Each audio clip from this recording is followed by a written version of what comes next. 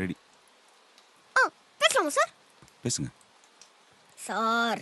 நான் சொல்ல போகிறது எல்லாமே அல்ட்டு தான்.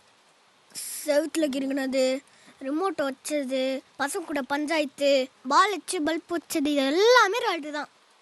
ஆனால் நீங்கள் அப்படிலாம் காட்டுறாதீங்க.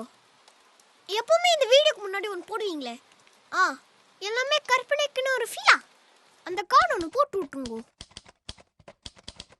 எதுக்கு சொல்கிறேன்னா, நான் சொல்ல போடல பல்ல மேட்டர் பஞ்சாயத்துக்கு வந்தால் தான் என் பேரண்ட்ஸ்க்கே தெரியும். நான் பண்ண ஏதாச்சும் உங்ககிட்ட சீரியஸாக சொல்ல போய் நீங்கள் என் அம்மா கிட்ட போட்டு குத்திக்கன்னு வச்சுக்கோங்க.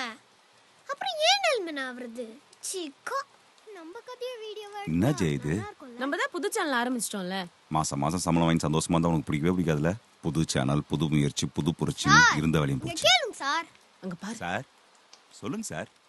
இந்த மேட்டர் கண்டி வெளியே வந்துச்சுன்னு வைங்கோ, நம்மள மாதிரி இன்னோசென்ஸ் ஆனவங்க மட்டும் இல்லை சார், என் ஃப்ரெண்டுங்கோ, என் அக்கா ஃப்ரெண்டுங்கோ, பக்கத்து வீட்டு ஆண்டி, எங்கள் அப்பா அம்மா கூட மாட்டுவாங்கோ.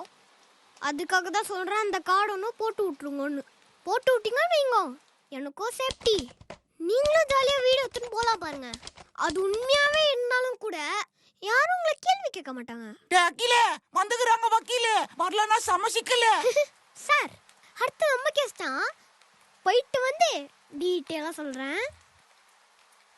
எப்படி கோத்து விடுக்கிற பத்தியா? ஆளை பாரு, நல்லா சீனா நாட்டு சிம்பு மாதிரியாகிறான்.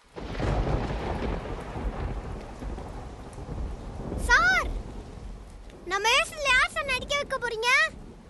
எப்படி நீங்களே ஐடியா வச்சிருப்பீங்களா சார்? நீங்களே சொல்லுங்க. ஆயல் நடிக்க வைங்க சார். பெர்ஃபார்மன்ஸ் சூப்பரா பண்ணுவாப்ல.